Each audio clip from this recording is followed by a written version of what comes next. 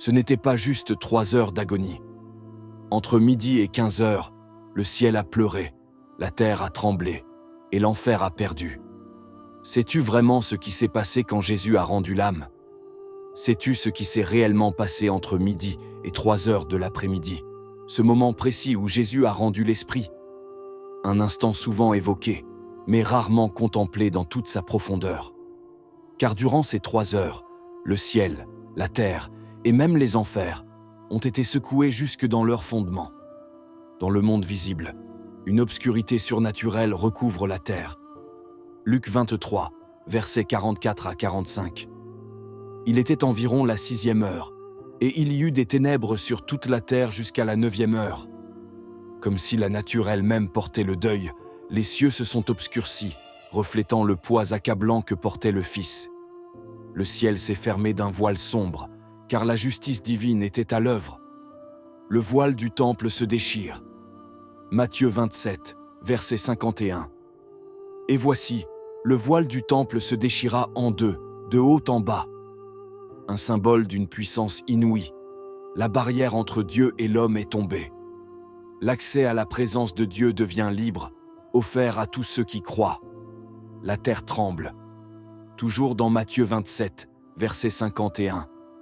La terre trembla, les rochers se fendirent. Même la création gémit sous le choc. Le sol s'est fendu, annonçant la fin d'une alliance ancienne et la naissance d'une nouvelle ère de grâce. Des morts se relèvent. Matthieu 27, versets 52 à 53. Les tombeaux s'ouvrirent, et plusieurs corps des saints qui étaient morts ressuscitèrent. À l'instant où Jésus meurt, la vie surgit. La mort vacille, son autorité s'effondre. C'est le point de départ d'une victoire éternelle. Dans le monde spirituel, le péché est effacé. Ésaïe 53, verset 5. Le châtiment qui nous donne la paix est tombé sur lui. Jésus a porté ton fardeau, ton poids, ta peine. Ce que la loi ne pouvait réparer, le sang de l'agneau l'a accompli. La condamnation est annulée. Colossiens 2, verset 14. Il a effacé l'acte dont les ordonnances nous condamnaient et il l'a détruit en le clouant à la croix. Ton passé a été rayé. Ton dossier est clos. Tu es libre. Les puissances ténébreuses sont exposées. Colossiens 2, verset 15.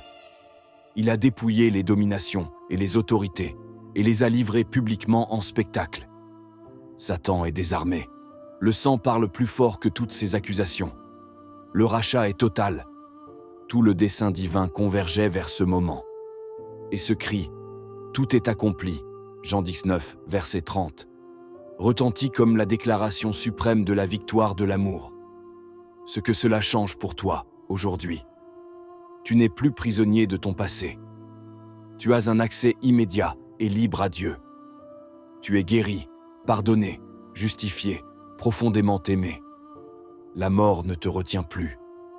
L'enfer n'a plus aucun droit sur ton âme. Ce n'est pas un simple événement du passé. C'est une œuvre vivante, encore active aujourd'hui, pour toi. Ne reste pas spectateur. Fais de cette victoire la tienne. Fais une pause. Respire.